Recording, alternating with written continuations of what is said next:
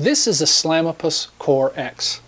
I know, Slamopus, it's a weird name, but I can tell you that after playing with this paddle, it's one you should probably consider. Now, Slamopus did send me this paddle to review. However, no money exchanged hand, and I have complete control over this content. In fact, they're not even going to see this before it's published. Here are some of the specifications of the paddle. You can see them on the screen right now. The one that really stands out is the 7.9 ounce weight. Mine actually came in at 7.8. That is really light for an elongated paddle. Add to that, it's got a 16mm foam core and a 5.5 inch long handle, and you've got a very interesting paddle. So let's talk about the things that I like. Obviously, the weight. Having a lightweight paddle gives you lots of room to either customize the paddle, or it makes the paddle feel really fast in your hands if that weight is balanced. Number two, I like the foam core. It provides a lot of pop and a lot of power. The pop is pretty controllable, but the power is something that you're going to find is not linear, it's exponential. What do I mean by that? The more you put into this, it's going to really rocket off the face of the paddle. So even though you might swing slowly, you're going to see a lot of power coming from this paddle. That's due to the foam core and the fact that this is an elongated paddle. So those all sound like good things, right? It's fast at the kitchen, it's got pop, it's got power. What's there not to love about this paddle?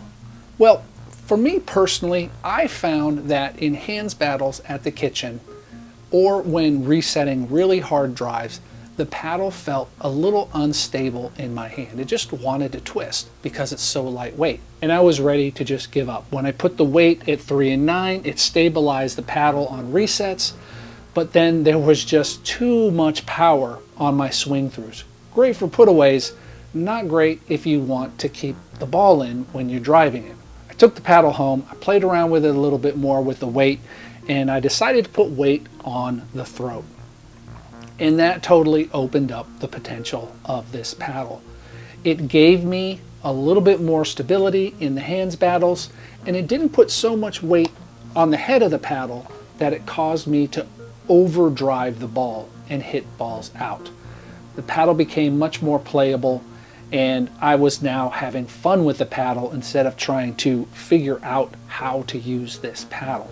Overall, we can talk about this paddle. Some of the things that, like I said, I really like. The grip. The grip is great. They did not skimp on the grip.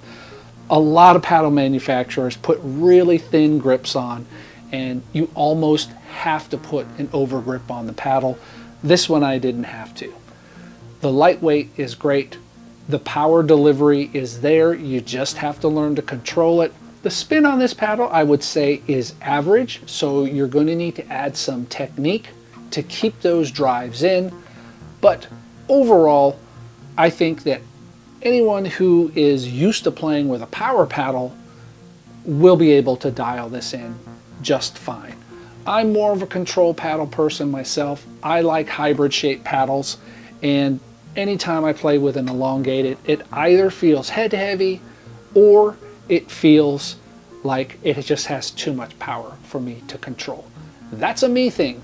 It might not be a you thing. So if you're looking for a high-powered, high-pop paddle that is open for customization because it's really lightweight and you like the way foam plays and feels, I think the Slamopus Core X is for you. If you're a beginner or you have trouble controlling power, you might want to skip this one and look for something that's more of an all-court paddle. So that's the Slamopus Core X. Right now it's not available on their website. If that changes by the time I publish this video, I'll put something down in the description. But right now there's a link to Amazon where you can pick this up. That's the Slamopus Core X.